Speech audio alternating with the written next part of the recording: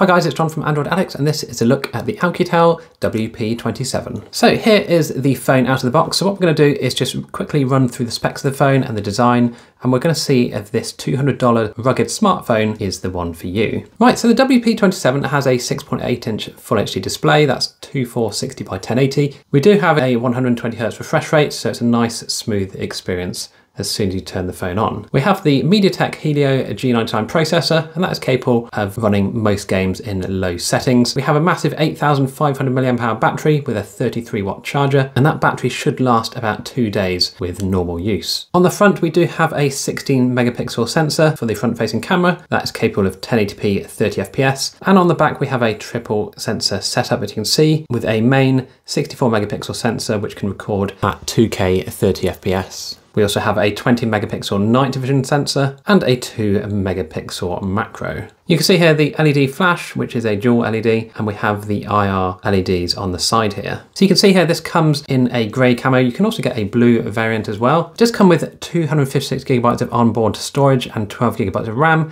and you can expand that storage using the microSD slot here. This is a dual SIM tray and microSD, and that storage is running at UFS 2.2 speeds. It comes in at 328 grams, so it's not too heavy, but it is obviously notable while it's in your pocket, but that's what you're going to get for this sort of style of a rugged phone. And yes, this is running Android 13 as well, so you are running the latest version of Android's operating system. And for $200, this is quite a lot for your money. So before we look around the phone itself, let's just see what else we get inside the box. So it's quite a nice presentation here for a Chinese phone. And you can see here we get a 33-watt fast charger, and here are the details on the charger itself. We get a USB-C to USB-C cable. We do get a free case in the box, so it's just a sort of gel case. That's nice to know it's there. And under the user manual and warranty cards, we do get the SIM eject tool. Now, normally I don't bother taking these out of the box, but in this case I will, and I will show you exactly why. Okay, so we're gonna have a quick look around the phone, and we are gonna need this SIM tool just to get into the little port here for our SIM card and microSD card. Now the reason being is because this tool has a little hook on the end here, and it just makes getting these open just that little bit easier because they are quite stiff inside, obviously for waterproofing.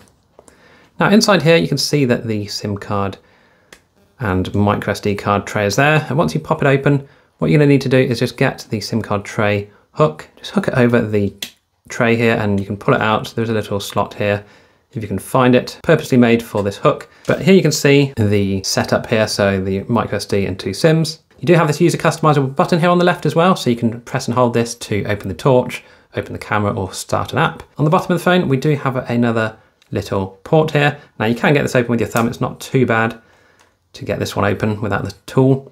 And here you can see we have a 3.5mm headphone jack and that USB-C charging port. On the bottom, we also have a microphone. Now these do pop in nice and solid, as you can see, so there's going to be no chance of any water or dust getting in here. Now speaking of dust and water, this is IP68 and IP69 rated, along with MIL standard G810H. So it has got shatter resistance and is waterproof and dustproof. We have the volume up and down buttons here, nice and clicky, and our side mounted fingerprint scanner and power key.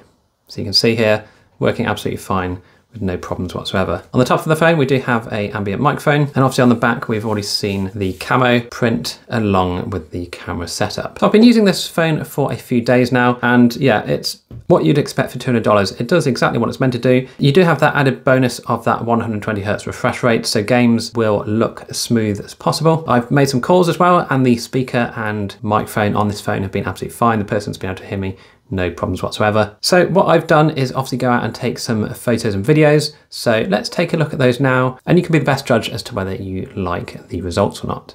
We've got it on 2K resolution here with EIS turned on. Now I've got HDR turned off because with HDR turned on, Okay, so for some reason the default camera app is not very good on this phone. So you'll notice that the audio is extremely quiet here. So what I did was install Open Camera free from the Play Store, and in there you can set the audio source to be the default audio device rather than camcorder, and the audio goes back to what you expect it should be. So this just seems to be a bug in the camera app at the moment, so I have let Oukitel know this, which will hopefully get fixed in a future update.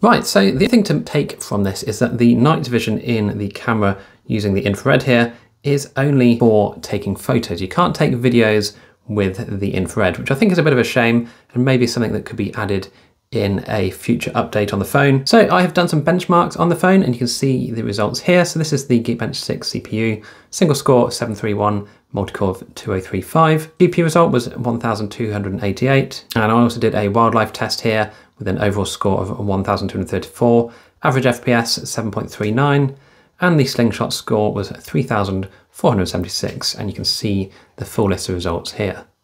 So yeah, this is going to be fine for standard sort of light gaming. You're not going to get the max settings on all games, but it really does depend on how well optimized the game is. So here we have Asphalt 9, and this is just running at 30 FPS, but I have got it on the highest quality settings.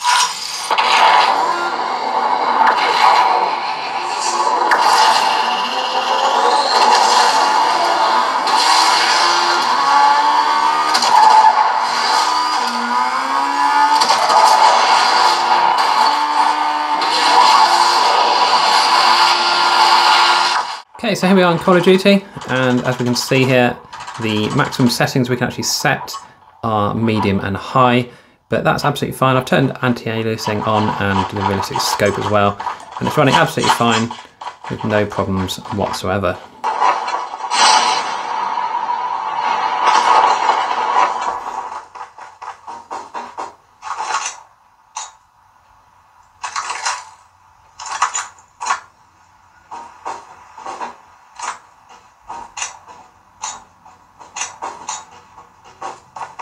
Okay, so here we are in Genshin Impact, and I've got this set up as follows. So we've got it set to the lowest of everything. I've got it on 30 FPS and turned off teammate effects, anti-aliasing and bloom, and it does seem to run pretty well. There are a few stutters every now and again, as you'd expect when it's loading bits and pieces up, but overall this is actually running a lot better than I was expecting for a $200 phone. I'd stick to 30, as you can see. It is worth it when there's things loading. It does stutter a bit, so there's no point really trying to go up to 60 because you're just going to end up in more pain than it's worth.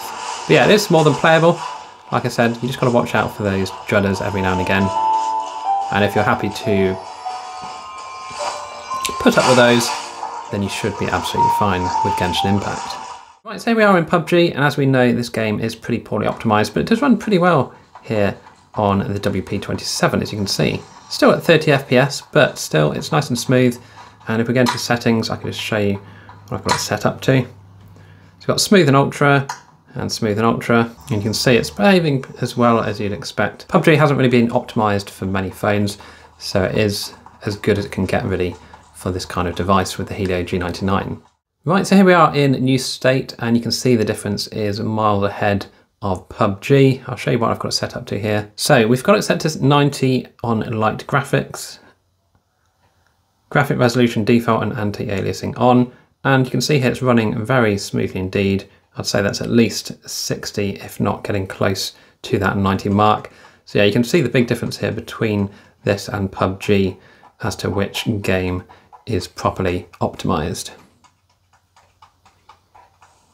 So I have put an affiliate link down below if you want to pick up one of these Oukitel WP27s. So if you've got any questions at all regarding this phone, do let me know down below in the comments, and I'll do my best to answer it where I can. And thanks again for watching, and I'll see you in the next video.